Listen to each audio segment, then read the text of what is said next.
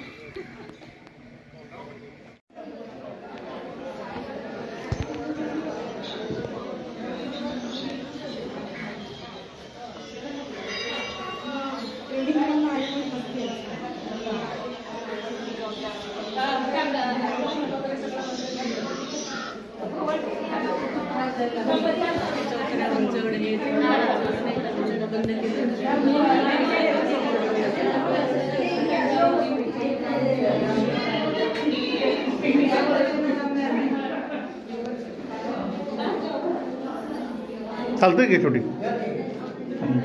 हे घालून माग जायचं.